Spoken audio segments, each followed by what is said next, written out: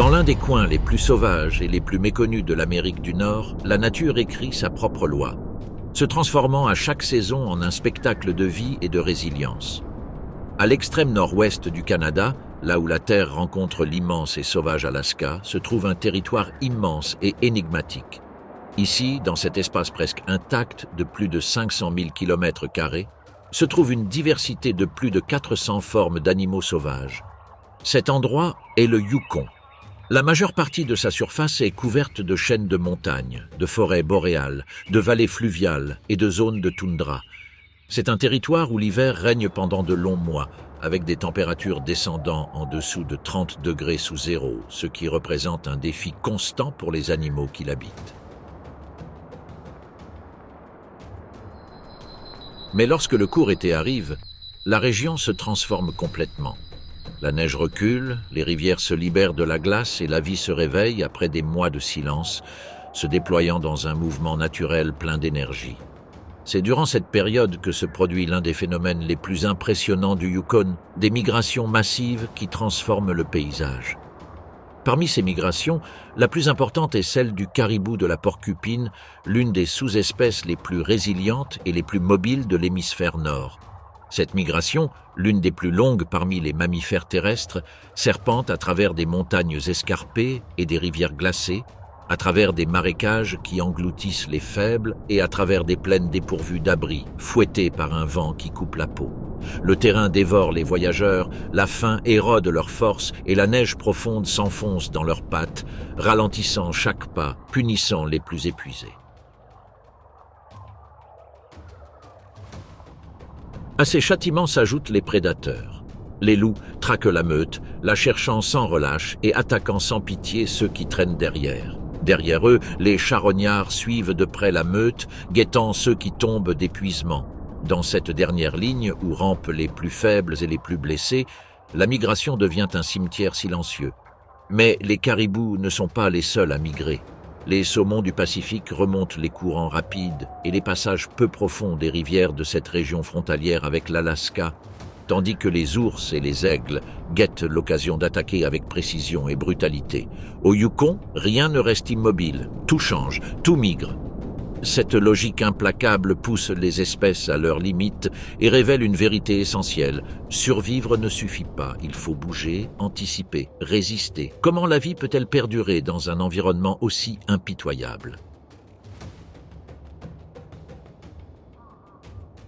Les réponses s'écrivent à chaque saison, sur chaque route tracée par l'instinct et la nécessité, dans chaque créature qui défie le froid, la faim et la distance.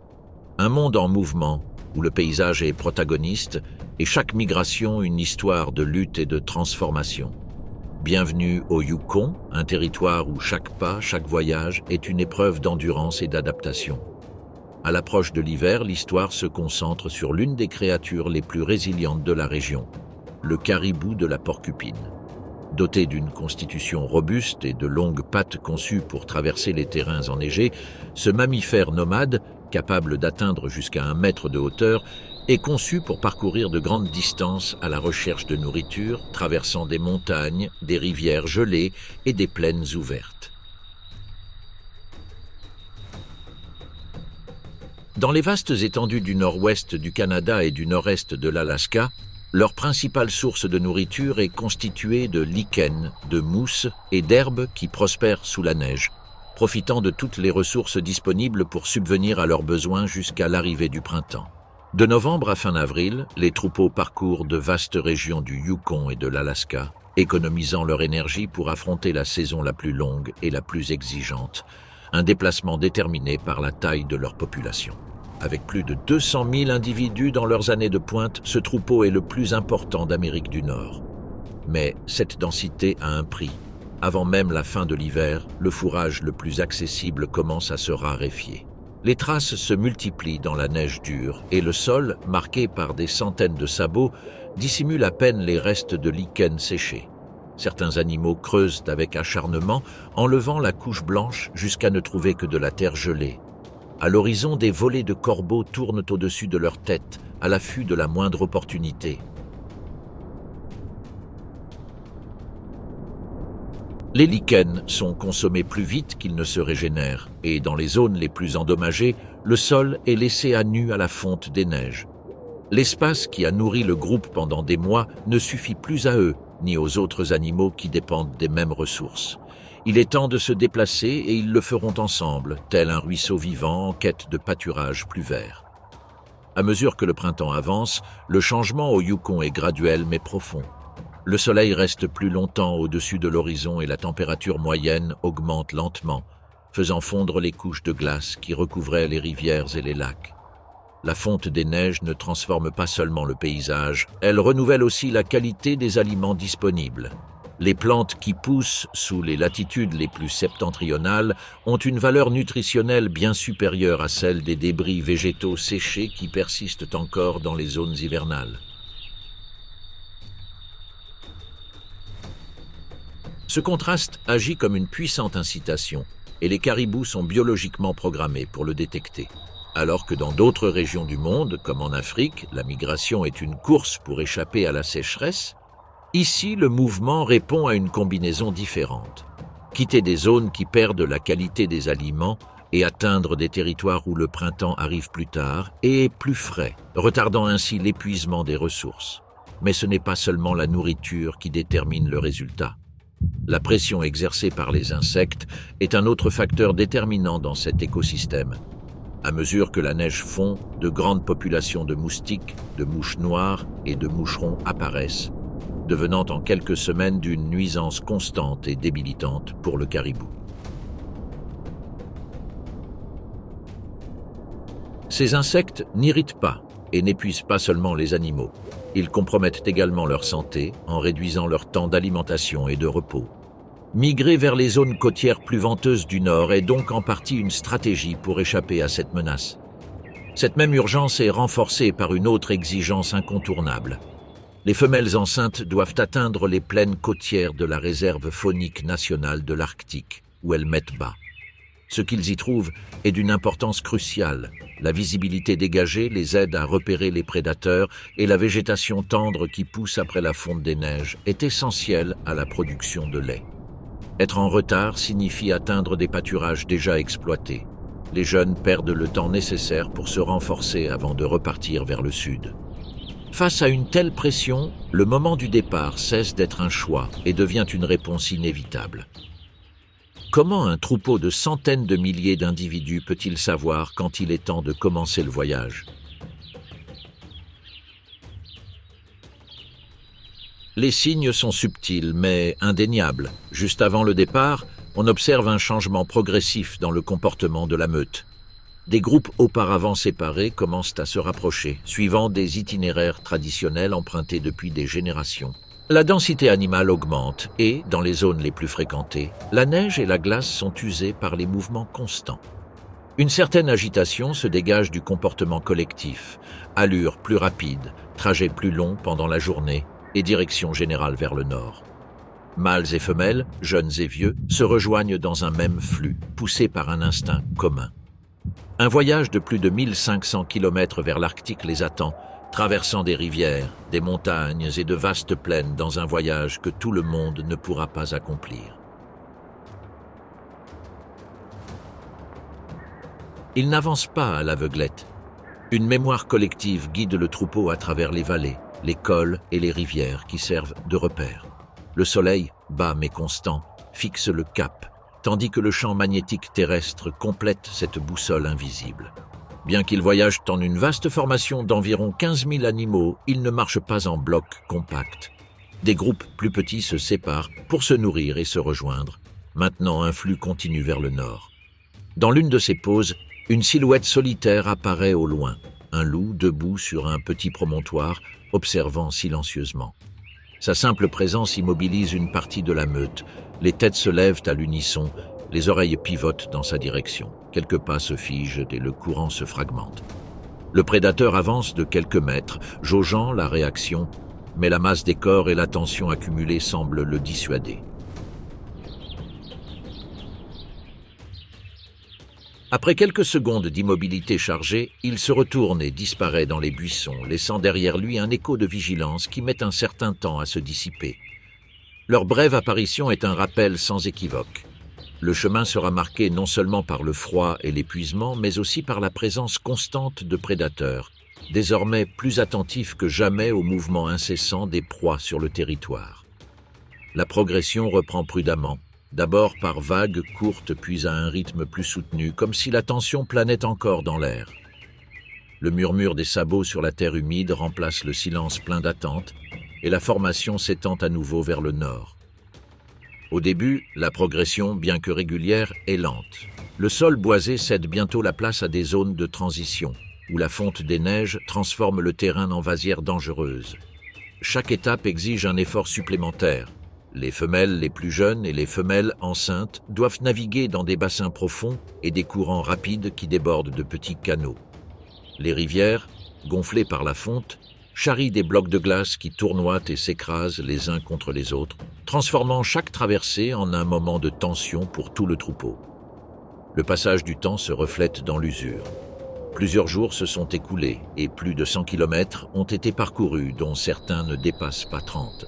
Le sol humide trempe leurs pattes, fragilisant leur peau, et le vent froid leur coupe encore les oreilles. Le rythme reste cependant soutenu. Le peloton avance, même si à la fin de chaque journée, leur force est soigneusement évaluée. À la tombée de la nuit, le groupe se retire dans une étendue dégagée de la plaine, un espace ouvert où l'horizon s'étend sans obstacle et où la vue peut anticiper tout mouvement. Là, les corps sont regroupés, épaule contre épaule, formant un mur vivant qui retient la chaleur et rend difficile l'approche des prédateurs. Dans le cercle extérieur, certains restent debout, tendant l'oreille au moindre bruissement, écoutant l'air qui apporte des nouvelles invisibles. Plus à l'intérieur, la plupart ferment les yeux, laissant la fatigue de la journée peser sur leurs muscles. Pour autant, la vigilance n'est jamais totale, ni le repos complet. Les positions alternent presque imperceptiblement, et certains dorment avec un œil à moitié ouvert, prêts à réagir si le vent change ou si le sol transmet une vibration étrange. Ce même vent balaie la plaine dans un sifflement constant, agitant les poils et emportant avec lui des parfums brumeux qui se mêlent à l'humidité de la rivière toute proche. Le murmure de l'eau accompagne le silence et berce les sens, mais il n'efface pas complètement la tension latente. Rien ne semble troubler la nuit. Pourtant, à l'orée sombre de la forêt, quelque chose rampe. Les caribous ne sont pas seuls. Une présence lointaine, patiente et silencieuse les observe depuis l'ombre. Puis, contre le vent, près de la ligne sombre des arbres, les loups suivent depuis des heures une piste fraîche. 8 ombres se déplacent dans la plaine, se fondant dans l'obscurité. Le mâle dominant avance le premier. À ses côtés, une femelle chevronnée donne le ton. Derrière eux, 3 chasseurs aguerris et 3 jeunes encore maladroits imitent chaque geste avec la précision dictée par l'instinct. Ils ne rompent pas le silence. Ils s'arrêtent quand le vent tourne, se cachent derrière un buisson et traversent un ruisseau dans une zone peu profonde qui leur permet de passer rapidement et silencieusement. Le terrain leur offre des plis et des ombres qu'ils utilisent pour effacer leur silhouette.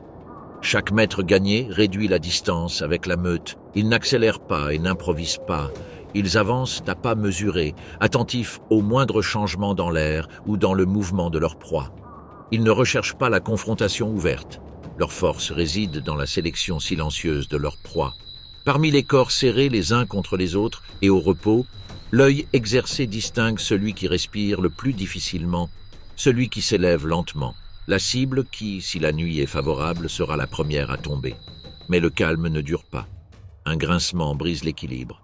Un loup marche sur une branche sèche et le bruit résonne comme une explosion dans le silence de la nuit. Un caribou à l'affût, la tête droite, intercepte la vibration et émet un grognement court et fort, signal sans équivoque que le danger est imminent. En quelques secondes, la masse se met en mouvement. La bousculade est immédiate et chaotique. Des milliers de sabots martèlent le sol tandis que l'air s'épaissit de poussière et de vapeur et les corps se dispersent dans toutes les directions, cherchant refuge. Beaucoup traversent la lisière de la forêt par premier réflexe, tentant de briser la ligne d'attaque. D'autres grimpent vers les pentes ou les ombres. Mais tous ne fuient pas. Un groupe de mâles reste dans l'espace ouvert, formant une ligne de défense entre les loups et les femelles, les louveteaux et les femelles enceintes. Leurs cornes se dressent comme des barrières, Leur corps pèse sur des jambes fermes. Ils font face à l'ennemi, le jaugent, montrent leur intention de combattre. Il n'y a pas de vocalises grandiloquentes, pas de drame. Ce sont des manœuvres de protection millimétriques. Ils savent que leur présence peut dissuader un assaut frontal, mais ils comprennent aussi la réalité de la nuit et les statistiques brutales de la migration. Un sacrifice individuel peut en sauver beaucoup. Les loups adaptent leur tactique. Tandis que deux individus simulent une avancée frontale, les autres se déploient en demi-cercle pour isoler le louveteau abandonné en tentant de se relever. Le mâle alpha coordonne avec des gestes brefs et précis. Un mouvement pour avancer, un autre pour s'arrêter, un regard qui ordonne de fermer le passage. Ils évitent les collisions avec les mâles plus gros. Leur objectif est de séparer les proies les plus vulnérables. La stratégie fonctionne. La meute principale se retire avec la femelle enceinte et la progéniture restante, tandis que les mâles défenseurs couvrent leur fuite. En quelques secondes, la défense est brisée. Le petit est laissé seul au clair de lune. Les mâles tentent toujours de bloquer les loups, mais le nombre et la coordination des prédateurs l'emportent. Deux loups ferment l'encerclement, bondissent avec précision et mordent le cou et le torse. La capture est rapide. Ils terminent tôt pour empêcher les adultes plus grands d'intervenir. La fin arrive en quelques minutes. La femelle alpha sécurise sa proie d'une morsure ferme et époustouflante. Pendant un instant, tout reste immobile. Puis, comme dicté par une règle silencieuse, les autres s'approchent en ordre. Pas de combat. Chacun sait quand c'est son tour. Ils forment un demi-cercle et commencent à s'entre-déchirer à une vitesse mesurée. La vapeur de la chair brûlante se mêle au souffle blanc de la nuit. Au loin, la harde de caribous reprend sa progression. Ils ne se retournent pas. La route est toujours ouverte, et la priorité est de s'enfuir avant que la nuit n'offre de nouvelles opportunités aux chasseurs forestiers. Dans ces terres du Nord, les ennemis ne signalent pas leur présence. Ils se tapissent dans l'ombre, derrière une bûche tombée ou à l'ombre d'un sapin, aussi silencieux que la neige qui étouffe chaque pas. Ici, le danger ne vient pas toujours en courant. Parfois, il attend simplement. Mais que se passe-t-il lorsque ce danger n'a pas à poursuivre sa proie, mais la retrouve seule, épuisée au bout du fil? À la queue de la marche, l'histoire est différente de celle du front. Les animaux les plus forts et les plus jeunes avancent à bon rythme, tandis que derrière eux, l'air se fait plus dense et plus lent. Les personnes âgées, malades et celles accablées par une grossesse limitée dans le temps perdent des mètres à chaque heure. La migration ne se déroule pas en ligne droite, mais plutôt comme une corde tendue. À son extrémité, la tension est maximale, et tout maillon faible peut céder. C'est là, à cette frontière silencieuse entre la vie et la mort, qu'il apparaît. Au début, seul un léger mouvement est perceptible au bord de la neige, presque invisible. Son corps reste bas, ses oreilles dressées, ses pas mesurés. Personne ne l'entend venir car il n'a pas besoin de courir. Sa force ne réside ni dans ses muscles ni dans sa charge, elle réside dans sa patience. Il se déplace le long des buissons bas et des rochers enneigés, s'arrêtant à chaque ombre que le terrain offre. Sa fourrure épaisse, blanche et tachetée se fond dans la neige et la glace, la rendant presque invisible pour les caribous et les autres concurrents. Grâce à sa fourrure hivernale abondante, qui l'isole du vent et retient la chaleur, il peut rester immobile pendant des heures, accroupi, en attendant le bon moment pour s'approcher. Le renard arctique du Yukon est un spécialiste de la recherche d'opportunités. Il ne recherche pas des proies qui nécessitent une dépense énergétique excessive, mais plutôt des animaux épuisés ou des carcasses que la toundra a déjà réclamées. Cette fois, son odorat l'a conduit vers un caribou adulte malade. Il reste debout, mais ses jambes tremblent à chaque pas, et sa respiration est un fil fragile qui se glace au vent. Quelques heures plus tard, l'animal s'effondre dans la neige sans faire de bruit. Le renard avance prudemment, reniflant l'air et passant son museau sur le corps jusqu'à trouver un point mou près du ventre. La chaleur encore emprisonnée sous la peau ramollit la chair, et ses dents l'ouvrent rapidement. Il commence à travailler avec précision, prélevant des bandes de muscles chauds qu'il mâche lentement. Il mange juste ce qu'il faut, suivant les règles invisibles de la toundra, conscient que d'autres charognards ne tarderont pas à apparaître. Avant de s'éloigner, il entraîne un morceau dans la neige molle et l'enterre, marquant l'endroit de son odeur. Puis il disparaît dans les ondulations du terrain, cherchant à s'abriter du vent. Dans ce monde gelé, la mort de l'un alimente la vie de plusieurs, et, à quelques centaines de mètres de là, la migration continue. Au cours des 7 derniers jours, le troupeau a parcouru des centaines de kilomètres depuis son point de départ dans les basses plaines du sud du Yukon, suivant une route régulière vers le nord-ouest. Leur orientation est inscrite dans leur mémoire génétique. Le cours des rivières gelées, la direction du vent et l'inclinaison du soleil sont des indices dont ils se souviennent. Cet instinct les guide également dans les brèves pauses mesurées qu'ils font dans les zones où la neige ramollit, leur permettant d'atteindre les lichens, les mousses et les branches tendres qui poussent près du sol. Là, les mâles brisent la croûte gelée avec leurs sabots, tandis que les femelles et leurs petits profitent du fourrage exposé, mangeant juste assez pour reprendre leur route. Mais ils ne peuvent pas rester trop longtemps. Dans la toundra, un caribou qui traîne derrière devient vite un élément du menu d'un prédateur. Et le troupeau le sait sans avoir besoin de l'apprendre. C'est une vérité transmise à chaque migration. Ainsi, dans ces clairières improvisées, l'organisation n'est pas fortuite. Les adultes les plus robustes entourent les jeunes, tandis que les femelles gestantes occupent le centre où le risque est moindre. Il n'y a pas de hiérarchie rigide comme chez d'autres espèces, mais plutôt une stratégie silencieuse de protection mutuelle, répétée génération après génération. Cependant, cette structure compacte ne peut pas toujours être maintenue. À mesure que le terrain ondule et que la neige durcit, le rythme des hommes derrière devient irrégulier. Certains avancent pour atteindre de meilleures zones de recherche de nourriture, d'autres sont contraints de ralentir pour économiser leur énergie. La formation s'étire, laissant l'arrière-garde plus exposée, et chaque mètre gagné exige l'effort accumulé au cours de semaines de marche. Quelque part à l'horizon, là où l'hiver commence à se rendre, les zones de reproduction attendent. Trouveront-ils là ce qu'ils ont cherché pendant des milliers de pas ? Le troupeau émerge à l'horizon de la toundra, après des semaines de marche ininterrompue. Il n'atteint pas un paradis intact, mais un terrain fragmenté, avec des touffes d'herbes jeunes entrecoupées de flaques d'eau de fonte, des bandes marécageuses et de petites étendues de sol sec disséminées à travers le paysage. Au cœur de cette zone, où le terrain s'assèche rapidement et la visibilité est ouverte dans toutes les directions, se trouvent les zones préférées des femelles pour mettre bas. Ils sont peu nombreux et cette rareté marque dès le début la répartition et la compétition pour le territoire.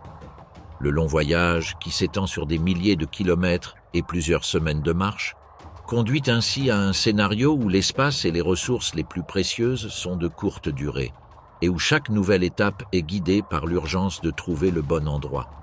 Cette urgence se traduit par un mouvement immédiat. Les femelles qui s'éloignent de la masse principale explorent les légères élévations, les terrasses fluviales et les zones où la végétation pousse plus tôt et où le sol reste ferme. De là, l'horizon s'étend sans entrave et chaque mouvement peut être vu de très loin. Cette largeur est essentielle, car un veau nouveau-né a de meilleures chances de survie si la mère détecte à temps la présence de prédateurs. Avec ce besoin en tête, les femelles examinent soigneusement chaque recoin, reniflant le sol, testant sa fermeté avec leurs pattes et arrachant de petites touffes d'herbe pour vérifier l'humidité. Cependant, toutes les zones ne répondent pas à ces conditions et les meilleures parcelles se limitent à quelques espaces dispersés. Dans un terrain aussi disputé, les rencontres entre individus sont inévitables et avec elles, les frictions. Mais que se passe-t-il lorsque 2 personnes ou plus recherchent le même endroit dans un territoire aussi limité ? Les tensions naissent d'abord à ces points de rencontre. Les mâles les plus grands, aux cornes les plus développées, ont tendance à occuper les zones les plus protégées, évinçant leurs rivaux plus petits. Pendant ce temps, chez les femelles, la compétition prend une autre forme. Celles qui arrivent en meilleures conditions physiques obtiennent des positions centrales pour la naissance. L'intensité des disputes varie. Elle peut aller de simples blocages latéraux à de brèves attaques lorsque la provocation persiste. Lors des confrontations les plus intenses, on observe des blessures et des éraflures superficielles, et dans les années de forte densité, il n'est pas rare que certains individus soient contraints d'abandonner un site pour chercher des alternatives moins sûres.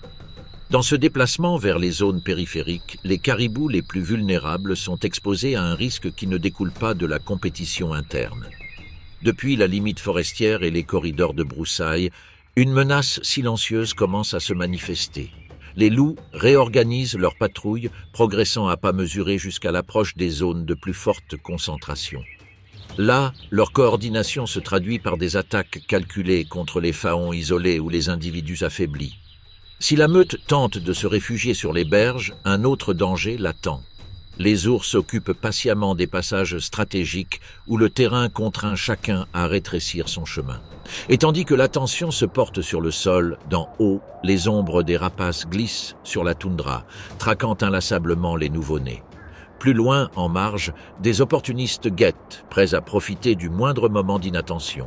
Cette pression constante augmente la mortalité des veaux dans des conditions défavorables et démontre que l'arrivée sur ces terres du Yukon ne signifie pas le repos. Au contraire, chaque aube ouvre un nouveau front de menaces, visibles ou cachées. Les caribous restent en état d'alerte constante, leurs sens toujours en alerte. La vaste et lumineuse toundra devient une planche où chaque pas peut les rapprocher de la vie ou de la mort. Au milieu de ce scénario incertain, le cycle de reproduction poursuit son cours, comme si l'urgence de perpétuer l'espèce ignorait le risque constant qui l'entoure. Cette impulsion se reflète dans la dynamique reproductive. Les accouplements ont lieu en automne, au plus fort de la saison des amours, et l'arrivée sur les lieux de reproduction représente l'aboutissement de cette synchronicité. Seule une fraction des mâles parvient à s'accoupler. Ceux qui ont été déplacés ou qui n'ont pas trouvé de partenaire se regroupent séparément, restant à la périphérie du troupeau. Ces individus ne disparaissent pas, ils maintiennent leurs conditions, favorisent la résilience et constituent une réserve de population pour les futures périodes de reproduction. Certains tenteront de se reproduire dans des troupeaux adjacents ou dans les années à venir, mais beaucoup n'atteindront pas le succès reproducteur au cours de ce cycle. Cette organisation, dans laquelle les femelles renforcent leur protection mutuelle et les mâles maintiennent leur compétition, ne se limite pas à la saison des amours. Elle détermine également la répartition des rôles et des efforts une fois arrivés sur les lieux de reproduction. Dans ce contexte social, la récupération physique après le voyage devient une tâche immédiate et fragile. Les femelles partagent leur temps entre nourrir leurs petits et reconstituer leurs réserves. Elles se nourrissent de feuilles tendres de saule, de roseaux et des premières pousses d'herbe et de carex qui apparaissent dans la toundra après le dégel. Les mâles, lorsque les conditions le permettent, recherchent les lichens et exposent des zones de sol en brisant la croûte avec leurs sabots. Les pauses pour se nourrir sont courtes mais fréquentes. Tandis que certaines femelles mangent, d'autres font le guet afin de réduire le risque de prédation sur les jeunes encore incapables de courir.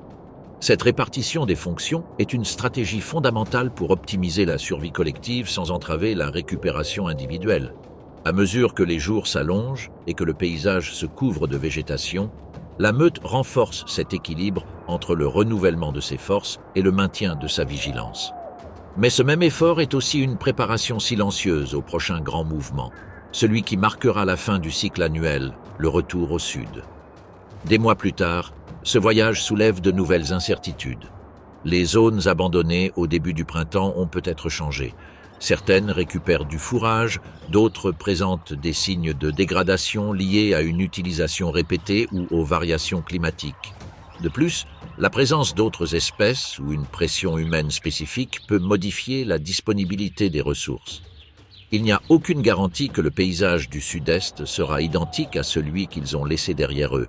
La migration, dans ce sens, n'est pas une opération qui remplace exactement ce qui a été pris, mais plutôt un cycle qui redéfinit les occupations et les capacités. Au milieu des corps serrés de la meute déjà en mouvement, deux silhouettes avancent, un lien né dans l'obscurité, cette nuit où les loups encerclèrent leur chemin et où une vie fut abandonnée dans la neige. Elles survécurent chaque jour ensemble, gardant silencieusement cette absence. Maintenant, au bout du chemin, le mâle ouvre une brèche dans la mousse humide tandis que la femelle se retire. Le vent apporte une douce fraîcheur, presque étrangère à celle qui les poursuivait depuis des semaines.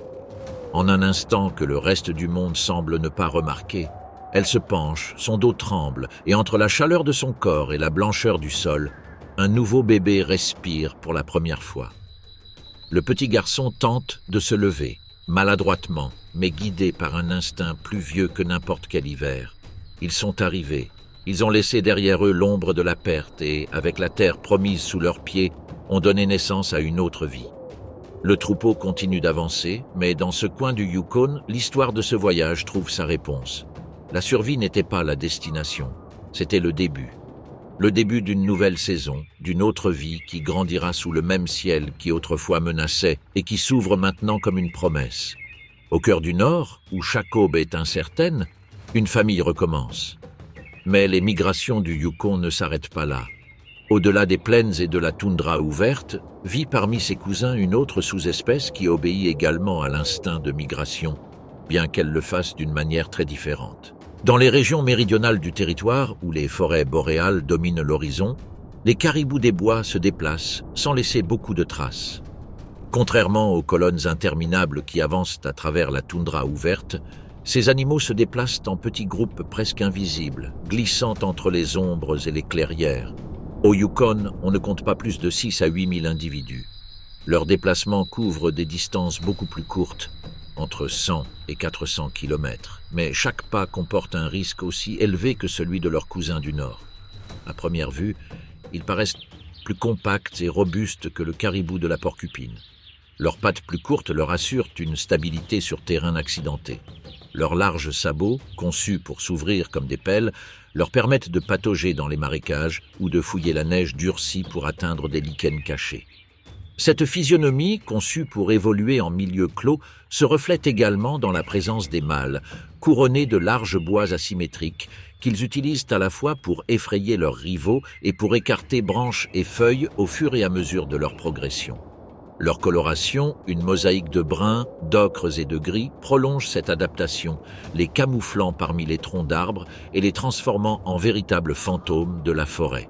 Mais cette même dépendance aux arbres est son talon d'Achille. Contrairement au caribou de la porcupine qui, dans la toundra ouverte, dépend des foules pour dissuader les prédateurs, le caribou des bois est obligé de se déplacer en petits groupes. Ici, pas de marée de corps se protégeant les uns les autres, seulement des unités familiales et de petits troupeaux, fragiles face à une pression constante. Les premiers à les mettre à l'épreuve sont les loups, qui profitent de la neige profonde pendant l'hiver pour combler l'écart et épuiser les retardataires. Ils n'ont pas toujours besoin d'une poursuite prolongée.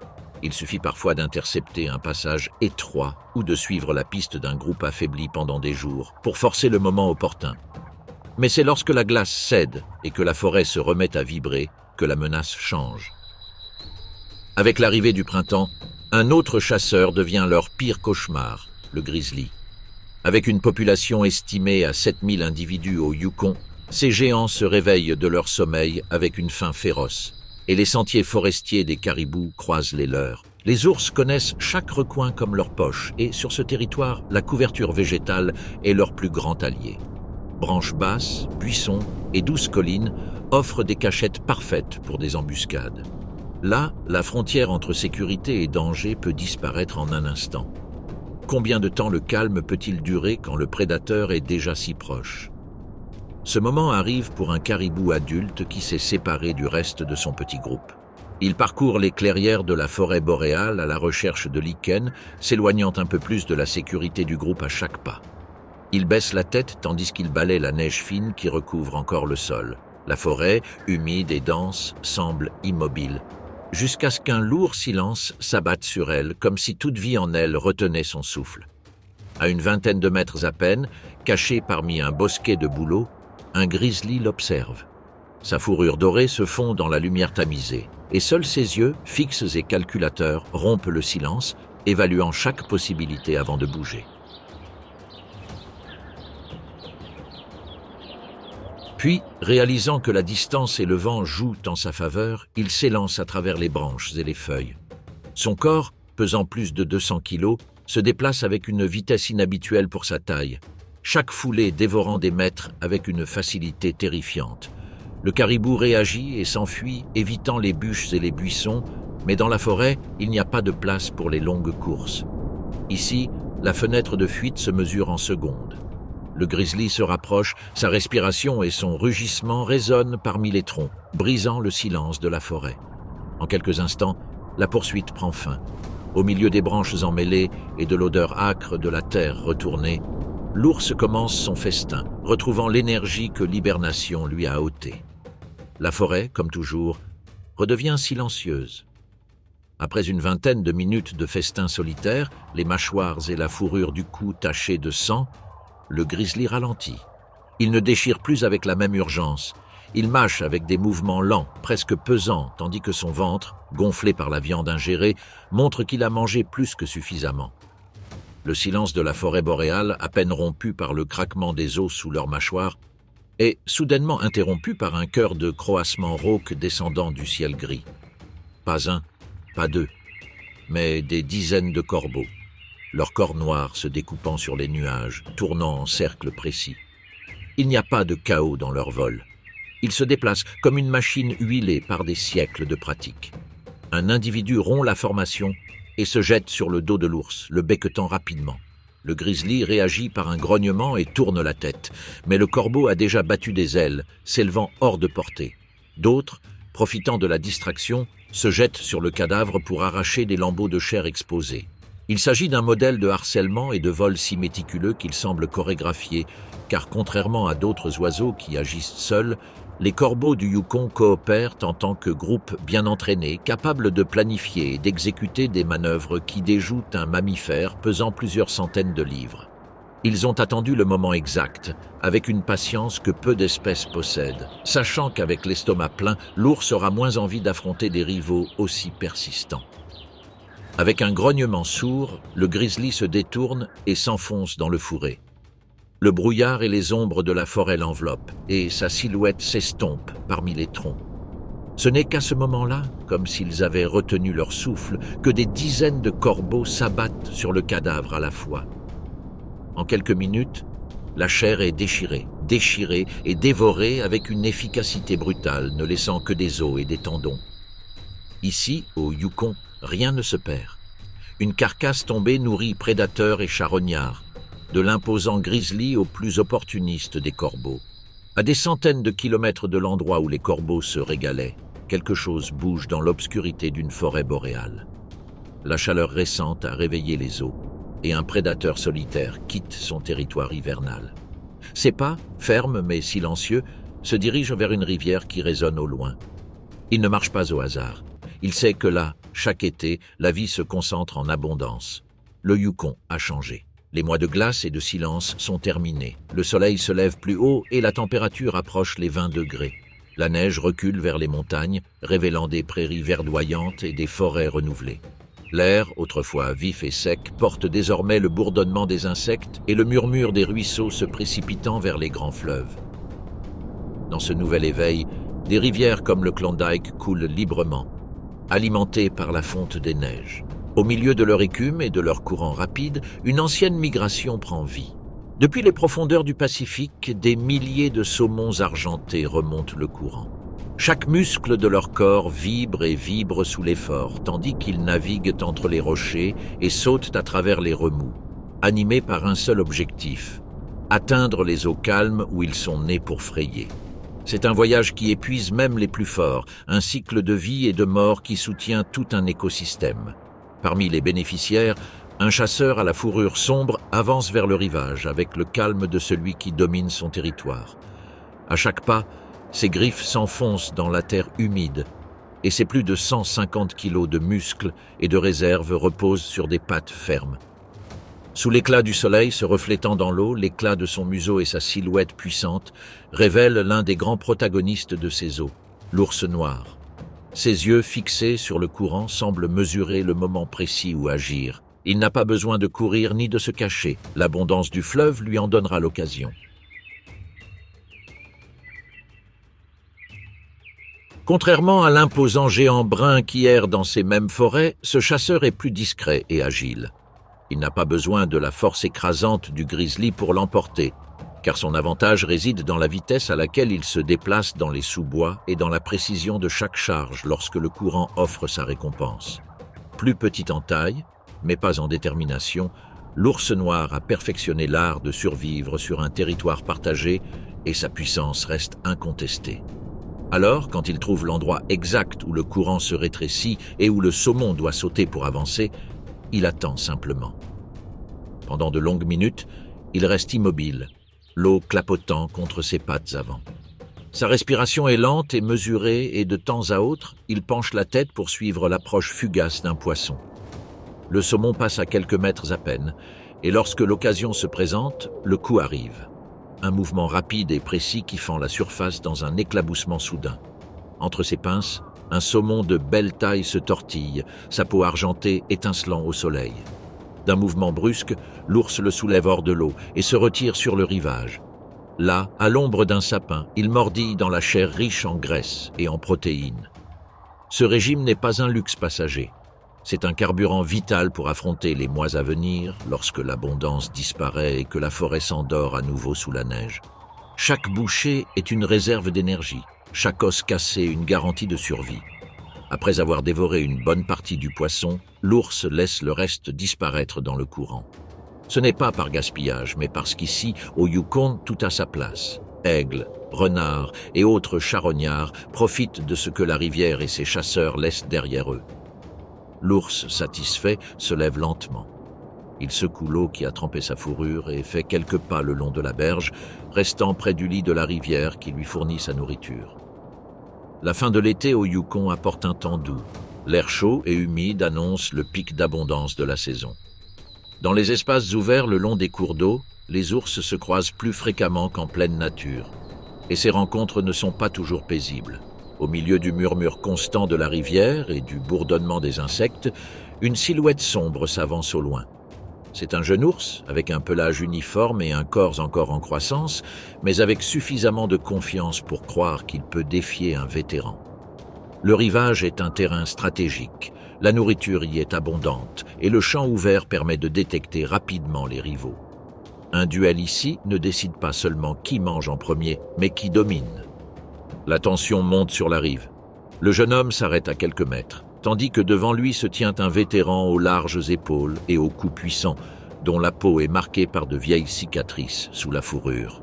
Dans le monde des ours noirs, la taille et l'expérience comptent autant que les griffes. Et cet animal ne se bat pas par impulsion. Il le fait parce qu'il sait qu'il peut gagner.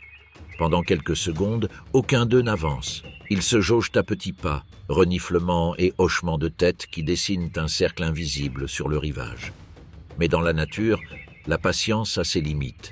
Aucun n'est prêt à céder du terrain, et chaque instant qui passe rapproche l'inévitable. Le premier à briser la tension est le jeune homme, qui pousse un petit rugissement et se précipite en avant. Le vétéran répond par un rugissement plus profond, un avertissement qui est aussi un défi. L'impact est brutal, côte contre côte, muscles tendus, griffes cherchant le visage, morsures se refermant sur le cou.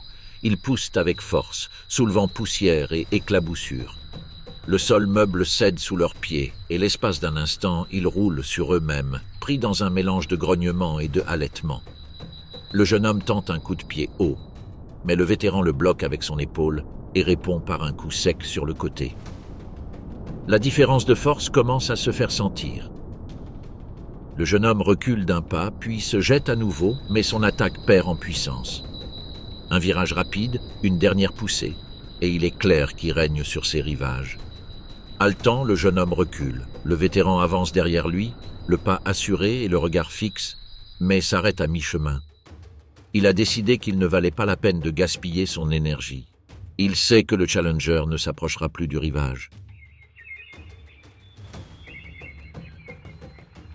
Après cette rude bataille, il reste quelques secondes sur le rivage. Puis, sans se presser, il se tourne vers le fourré. Il connaît chaque chemin invisible qui le mène vers des refuges sûrs. Là, il continuera à se nourrir. Chaque bouchée compte, car dans quelques semaines, il devra accumuler suffisamment de graisse pour affronter l'hibernation. Une période de 7 mois de jeûne absolu où cette réserve sera sa seule subsistance. La graisse le maintiendra en vie, le protégera du froid et soutiendra son corps pendant qu'il dormira au fond de son terrier. Mais alors que cette bête disparaît dans l'obscurité de la forêt, tout là-haut, un autre voyage est en cours. Là où les nuages caressent les crêtes acérées et où la roche nue coupe l'horizon, se déplace une silhouette blanche comme neige, le mouton de Dall.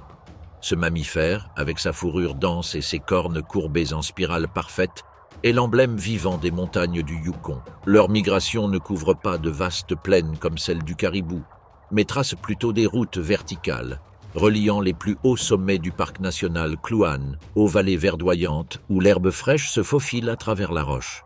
En plein été, sous un soleil timide qui réchauffe à peine la roche, de petits groupes d'une vingtaine de spécimens entament la descente. Menés par de vieilles femelles sages, ils avancent avec la précision d'une armée entraînée, chaque sabot trouvant prise dans des crevasses invisibles à l'œil humain. Mais malgré leur aisance à naviguer sur le terrain, le chemin est périlleux. Un pas mal calculé peut entraîner une chute dans le vide, et ce n'est pas le seul danger. Ici, dans ce monde de falaises et de pentes, se cache un prédateur parfaitement adapté, le lynx du Canada. Son pelage tacheté, mélange de gris, de crème et de taches sombres, le camoufle contre la neige persistante et la roche froide. Ils ne chassent pas comme des loups, usant leur proie au cours de longues poursuites. Leur art est l'embuscade. Un mâle adulte, aux oreilles surmontées de brosses noires, attend immobile sur un rebord, à peine à 20 mètres d'un groupe de moutons qui avance. Ses larges pattes rembourrées étouffent tout son, et son regard se fixe sur un veau à la traîne qui lutte pour suivre sa mère. La pente est ici faite de graviers meubles, chaque pierre est un danger. Le petit glisse, le cliquetis des rochers alerte tout le monde, mais le lynx a déjà bougé. D'un bond silencieux, il réduit la distance. Ses griffes, acérées comme des poignards, s'enfoncent dans le dos fragile. La lutte ne dure que quelques secondes avant qu'ils ne dévalent tous deux la pente dans un nuage de poussière et de gravier. La mère émet un bêlement aigu, mais elle ne peut faire demi-tour. Sur ces pentes, s'arrêter est synonyme de chute. Le petit disparaît aux côtés du lynx, dans la poussière et le gravier, et le groupe, sans se retourner, continue sa descente, poussé par l'urgence d'atteindre la vallée. En contrebas, le vert s'intensifie et l'air se réchauffe. Pour les survivants, ce changement signifie nourriture et un bref répit, même si tous ne le voient pas. Car au Yukon, chaque vie gagnée semble se payer une autre. Et si là-haut le danger se cache dans la roche, quel prédateur attend lorsque les montagnes cèdent la place aux vallées? Depuis les crêtes de la Kluane, où les mouflons de dalles défiaient la gravité et où les lynx traquaient, la Seine descend jusqu'aux vallées du Yukon. Là, sur un terrain plus ouvert et fertile, règne une figure rusée et adaptable, le renard roux. Avec quelques 5000 individus dans son aire de répartition, ce canidé est l'un des prédateurs les plus polyvalents du Nord. Sa fourrure, d'un rouge vif en été et plus épaisse et terne en hiver, offre un camouflage saisissant face à la mosaïque changeante du paysage. Sa longue queue touffue n'est pas seulement un symbole d'équilibre et d'élégance. Pendant les mois les plus froids, elle devient une couverture de fortune pour couvrir son museau pendant son sommeil, le protégeant du gel. Contrairement aux autres habitants du Yukon, le renard roux ne migre pas. Il survit à l'hiver en restant sur son territoire, adaptant son alimentation à ce que la saison lui offre. Petit rongeur encore en mouvement sous la neige, charogne laissé par les loups ou les lynx, et, à cette période de l'année, une occasion unique, les oiseaux migrateurs. Chaque automne, le ciel du Yukon se transforme en un corridor aérien en direction du sud. Parmi ces voyageurs les plus impressionnants figure la bernache du Canada, une espèce dont la présence est impossible à ignorer. Avec des populations atteignant des dizaines de milliers, leur groupe adopte la formation caractéristique en V, optimisant ainsi l'effort de vol. Ils sont originaires des régions arctiques du Canada et de l'Alaska, et leur destination est les zones tempérées et côtières du sud, où les hivers sont moins rigoureux. Cependant, le voyage n'est pas direct. À certains endroits, les oies doivent s'arrêter pour se reposer, se nourrir et reprendre des forces. Le lac Teslin, un plan d'eau qui en septembre devient une oasis temporaire pour des milliers d'oiseaux. Entouré de zones humides et de prairies basses, il offre des herbes tendres, des graines et une protection relative contre les grands prédateurs. Mais pour le renard roux, cet endroit est une opportunité unique. Le lac Teslin semble flotter silencieusement.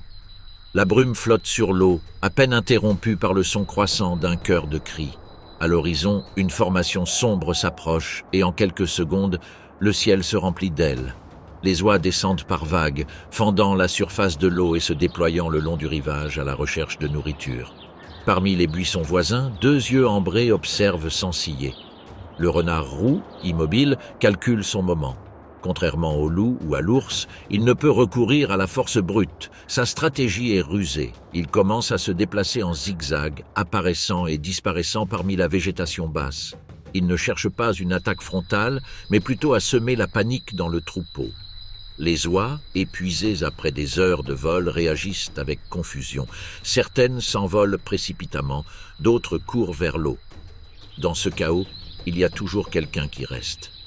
Une jeune oie, incapable de prendre rapidement de l'altitude, se retrouve coincée à mi-chemin entre l'eau et la sécurité de l'air. Le renard le détecte et accélère, évitant buissons et flaques d'eau d'un pas souple.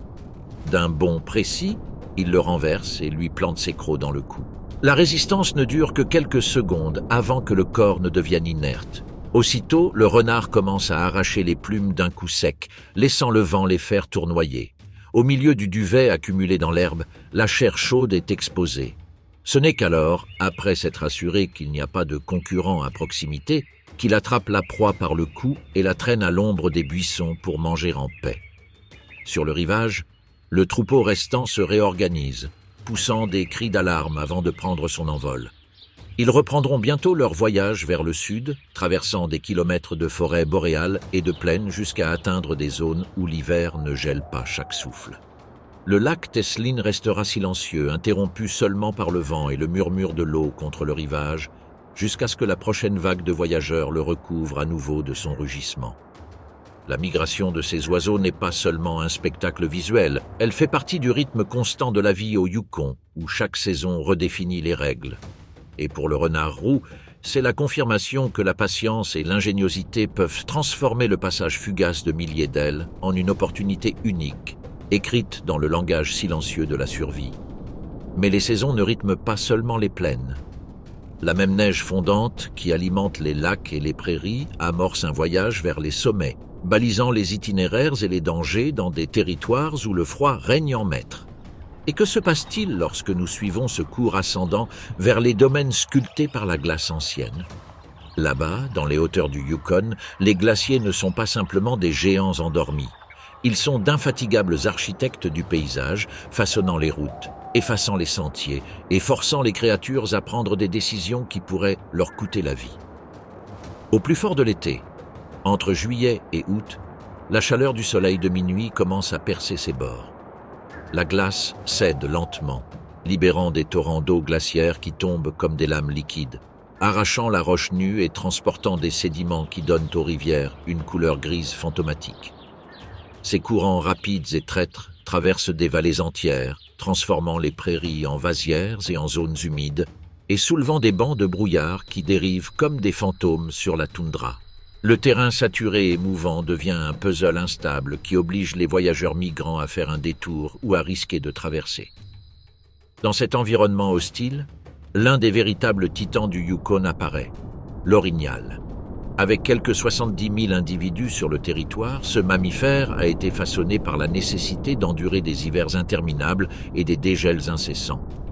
Les mâles peuvent atteindre plus de 2,5 mètres de longueur et peser jusqu'à 600 kilos avec de longues pattes musclées conçues pour patauger dans les eaux profondes et se déplacer sur un sol meuble.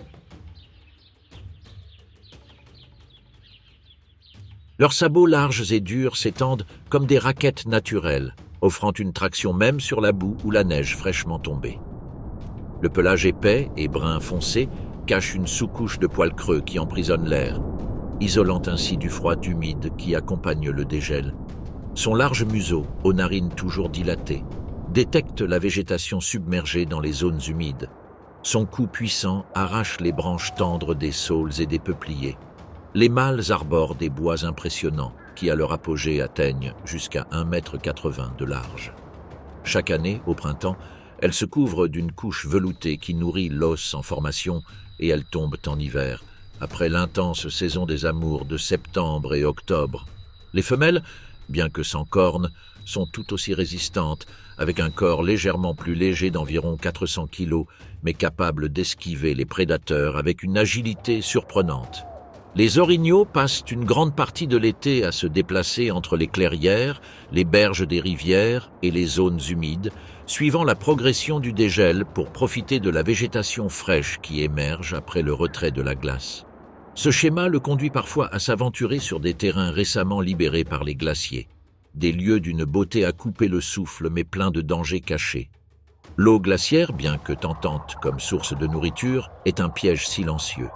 Les courants charrient roches, branches et sédiments avec une force invisible qui peut surprendre même les plus grands animaux. Un seul faux pas suffit à vous faire perdre l'équilibre et dans ces eaux, le froid est aussi mortel qu'un prédateur. Mais même un titan du Yukon, conçu pour résister à la glace et à la pénurie, peut-il surmonter le piège invisible du dégel ? Dans le silence interrompu seulement par le rugissement de l'eau, un wapiti mâle s'aventure dans une vallée fraîchement inondée par la fonte du glacier Kaskawulch. L'eau glacée atteint sa poitrine et, sous la surface, des pierres polies par des siècles de glace tournent et se déplacent, menaçant de le tirer vers le bas. Depuis le rivage, des yeux gris le suivent. Un loup, l'un des 5000 qui peuplent le Yukon, attend avec une patience prédatrice. Il n'attaque pas immédiatement. Il sait que l'eau et le courant peuvent épuiser sa proie mieux que n'importe quelle embuscade. L'élan avance péniblement, luttant contre le froid qui engourdit ses muscles et la force invisible qui le pousse en aval. Un instant, son pied glisse sur un rocher, mais il retrouve son équilibre et parvient à atteindre la berge, haletant, la fourrure trempée, les flancs gonflés. Le loup avance enfin, mordant l'air dans une attaque feinte, cherchant à provoquer la panique. L'élan, loin de reculer, plante ses pattes et baisse la tête, dévoilant ses imposantes bois. Avec un petit reniflement, il charge en avant. Le prédateur calcule ses options et décide de se retirer, se fondant dans le fourré. Haletant et trempé, l'élan reprend son chemin, laissant derrière lui une traînée d'eau et de profondes empreintes dans la boue. Il n'a pas gagné la bataille, il l'a juste reportée. Au Yukon, parfois la différence entre la vie et la mort se décide en un instant. Et aujourd'hui, cet instant était de leur côté. Mais tandis que sur le rivage, la vie se livre à un combat coup pour coup, sous la surface des rivières, le même gibier mortel avance sans bruit. Dans les eaux tumultueuses de la rivière Alsek, où la fonte des glaciers murmure sa fureur en août, l'omble chevalier commence son voyage invisible. Il n'y a pas de tonnerre de sabots ni de cris de troupeaux, seulement un exode silencieux qui palpite dans les profondeurs. Avec des écailles, clignotant en vert et en orange dans la lumière filtrée, ils quittent les lacs de montagne du Yukon pour glisser vers les estuaires salés, à la recherche de nourriture avant que l'hiver ne scelle leur monde sous la glace. Leurs corps, mesurant jusqu'à 80 cm de long, sont sculptés au fil des millénaires. Des nageoires précises fendent les courants et des branchies sensibles naviguent entre l'eau douce et l'eau salée, une adaptation qui les maintient dans cet environnement impitoyable. Mais la rivière ne pardonne pas.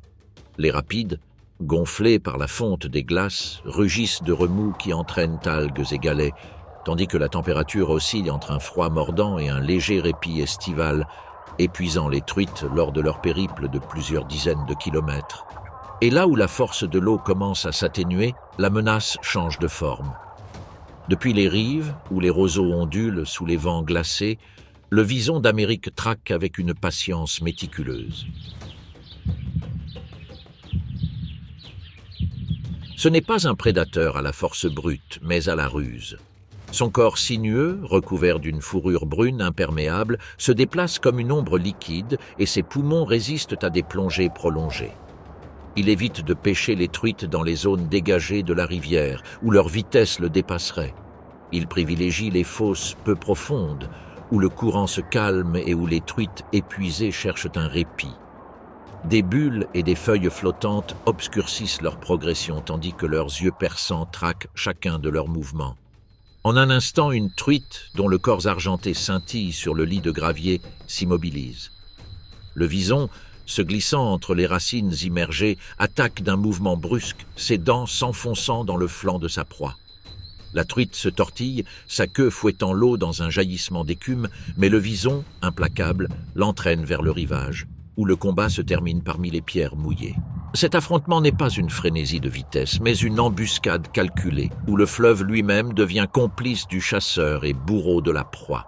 Mais le courant ne s'arrête pas pour célébrer les victoires ou pleurer les pertes. À quelques mètres en amont, un autre drame commence à se jouer. L'air du Yukon, chargé de l'odeur métallique de l'eau froide et du crépitement lointain des branches portées par le courant, annonce un changement de paysage. Ici, où les rivières semblent ne connaître aucun repos, le protagoniste n'est pas un géant migrateur ou un prédateur béant, mais un ingénieur discret et persistant, le castor canadien. Bien que leur monde se mesure rarement en centaines de kilomètres, leurs courts voyages sont tout aussi essentiels à leur survie. Le long de la rivière Pelly, un individu navigue à contre-courant. Son corps trapu, dense de muscles et de graisse, est un cheval de travail constant. Sa queue, large et plate comme une pagaie, lui sert à la fois de gouvernail et de support lorsqu'il se tient sur le rivage. Chaque coup est ferme et calculé, tandis que sa bouche saisit une branche fraîchement coupée. Cet effort n'est pas accidentel, il répond à un calendrier invisible qui dicte chacun de ses mouvements. Au Yukon, l'automne est une horloge qui avance plus vite qu'ailleurs. Les trembles et les saules qui bordent les rivières commencent à dorer et les nuits prennent déjà des allures hivernales. Pour le castor, chaque heure est critique. Il doit renforcer son barrage avant que la glace ne scelle la rivière et ne l'oblige à compter uniquement sur ses réserves accumulées. Toutes les ressources qu'il possède, de sa force à ses dents, sont mises au service de cette course contre la montre. Ses dents, d'une teinte orange intense en raison de leur forte teneur en fer, se renouvellent constamment, lui permettant de réaliser des coupes nettes et précises, séparant les branches avec une efficacité qu'aucune hache humaine ne pourrait égaler. Les barrages construits par les castors ne sont pas de simples abris. Ce sont des architectures capables de redéfinir la carte de l'eau. Un amas de branches et de boue bien placé peut transformer un ruisseau tumultueux en une lagune paisible. Il peut inonder des prairies, créer de nouvelles zones humides, ouvrir des perspectives à certaines espèces et fermer des passages à d'autres. L'orignal, le caribou et le saumon ont dû modifier leurs itinéraires en raison du travail de ces ingénieurs naturels. Mais la stabilité que le castor acquiert dans son étang comporte aussi un risque silencieux. L'attention des prédateurs qui savent qu'ici, entre eaux plus calmes et rives ouvertes, leurs proies peuvent être exposées. C'est alors que le ciel du Yukon révèle un autre de ses acteurs, aussi inattendu que mortel, l'aigle harpie. C'est un visiteur peu fréquent à ces latitudes, peut-être amené par l'abondance passagère de proies de petite et moyenne taille. Du haut d'un pin, la silhouette de l'oiseau ressemble à une statue de vigilance absolue. Ses griffes, de la taille d'une main humaine, peuvent exercer une pression capable de briser des os aussi facilement qu'une branche se brise sous le poids de la neige. Le regard de l'aigle est fixe, immuable. Chaque mouvement du castor sur le rivage est mesuré et anticipé. Le castor, inconscient de la menace imminente, place la branche à côté du barrage et commence à pousser la boue avec ses pattes avant. L'instant est bref, à peine un battement de cils, mais suffisant, l'aigle fond. Ses ailes fendent l'air avec un sifflement profond, et le vent, en descendant, fait vibrer les feuilles sèches du saule. Le castor, alerté par un instinct qui a sauvé son espèce depuis des millénaires, tourne la tête et plonge. Les serres de l'aigle effleurent son dos, arrachant une touffe de fourrure qui flotte, sombre et humide, dans le courant. L'aigle s'envole, frustré, se perdant une fois de plus parmi les courants d'air froid. La chamade. Il n'a pas perdu la vie, mais il a gagné une cicatrice invisible. La certitude qu'au Yukon, aucun refuge n'est absolu et que même les ingénieurs les plus persévérants doivent travailler à l'ombre d'un danger qui peut surgir de toutes parts, même du ciel. Ainsi, dans ce dernier acte, le Yukon révèle son visage le plus authentique. Une terre où chaque créature, de l'orignal qui brave les rivières glaciaires au castor qui construit des barrages, vit sous la même loi implacable. Une terre où l'adaptation est un combat quotidien et où la frontière entre survie et tragédie peut dépendre d'une fraction de seconde, d'un battement d'ailes ou du grondement lointain d'une rivière en perpétuelle mutation. Mais dans ce cycle qui n'accorde aucun répit, la menace ne se présente pas toujours sous la forme de griffes ou de crocs. Parfois, elle arrive silencieusement, dans le changement de lumière, dans le souffle froid qui annonce une nouvelle saison. L'automne enveloppe le Yukon d'une lumière dorée et oblique, peignant les flancs des collines d'un rouge ardent et d'un jaune brûlé. Les peupliers tremblent à chaque rafale de vent et le reflet des montagnes dans les lacs se fragmente en éclairs. Les jours raccourcissent, le soleil se déplace sur un arc plus bas et, tôt le matin, la glace forme de fines croûtes sur les étangs et les rives. L'été cède sa place et avec lui, tout le territoire se met en mouvement. C'est la météo, avec son calendrier inébranlable, qui dicte le rythme de chaque match. La baisse constante des températures, le renforcement des vents du nord et les premières chutes de neige sur les sommets sont des signes qu'aucune créature ne peut ignorer. Ici, chaque espèce connaît l'urgence. Rester trop longtemps, c'est affronter un hiver impitoyable. À travers les plaines ouvertes, des masses infinies de caribous se dirigent vers leur refuge d'hiver, leurs sabots martelant le sol gelé. Dans les eaux, les saumons accomplissent leur voyage à contre-courant, laissant à chaque ponte la promesse d'une nouvelle génération. Et dans le ciel, les oiseaux s'élancent en formation précise vers le sud, leurs ailes battant dans un dernier élan avant que les routes aériennes ne soient fermées par la neige. À cette période de transition, les prédateurs trouvent leur chance. Les loups se cachent dans les passages étroits, détectant la moindre faiblesse des troupeaux. Les ours profitent de cette dernière occasion pour emmagasiner de l'énergie et se lancent dans les rivières et les prairies avec un instinct aiguisé par des siècles de survie.